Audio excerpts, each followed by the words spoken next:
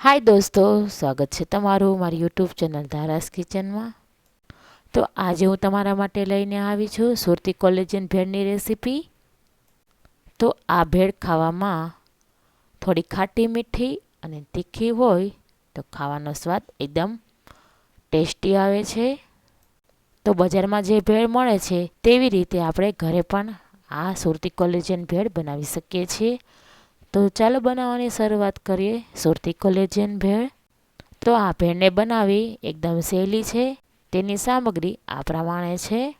લીલા ધાણા 3 થી 4, લીલા મરચાં 6 થી 7, લસણની કળી, ગોળ, એક આખું લીંબુ, સેવ, ખારી સિંગ, કોરા મમરા, ચાટ મસાલો અને આદુના ટુકડા। સૌથી પહેલાં આપણે ગોળનું પાણી કરવા માટે એક બાઉલ લેશું। તેની અંદર અડધો કપ જેટલું પાણી ઉમેરી દઈએ। તેની સાથે આપણે અડધો કપ જેટલો છીણેલો ગોળ લીધો છે તે પણ તેની અંદર આપણે ઉમેરી દઈશું। ગોળને આપણે હલાવીને મિક્સ કરી દઈશું।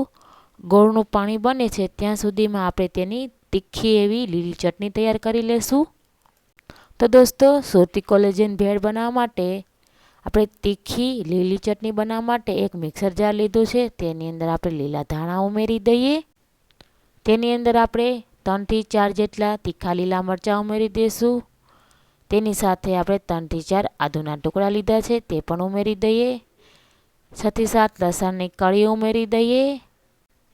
તેની અંદર અડધી ચમચી જેટલો ચાટ મસાલો ઉમેરી દઈએ।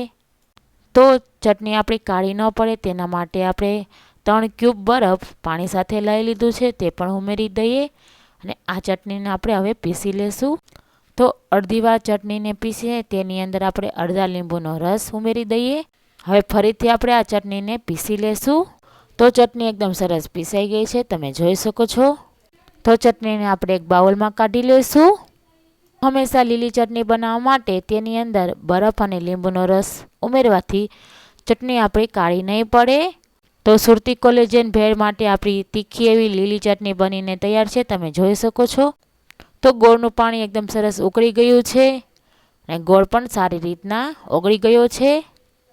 તો સુરતી કોલેજન ભેળ માટે ગોળનું પાણી પણ તૈયાર છે, તેને આપણે એક બાઉલની અંદર કાઢી લઈએ।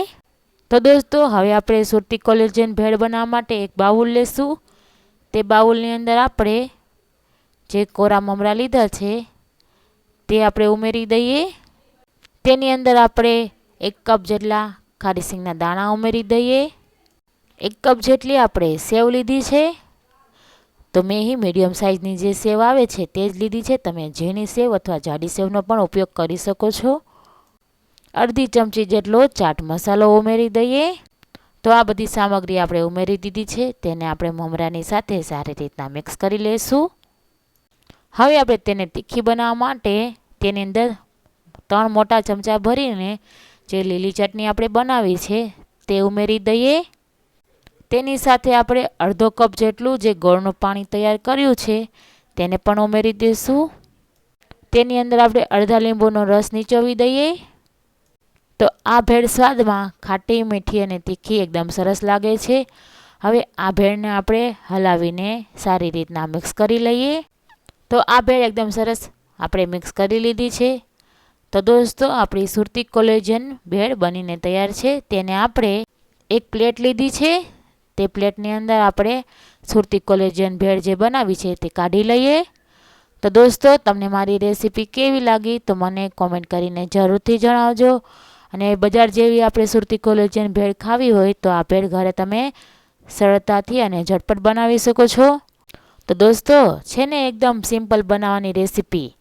તો આવી જ રીતના ઘરે તમે ભેળ જરૂરથી ટ્રાય કરજો। તમે મારા વિડીયોને લાઇક કરો, વધુમાં વધુ શેર કરો, મારી યુટ્યુબ ચેનલને સબસ્ક્રાઈબ કરી બાજુમાં આપેલું બેલ આઇકન બટન પ્રેસ કરો, જેથી કરીને મારા વિડીયોનું નોટિફિકેશન સૌથી પહેલાં તમને મળે।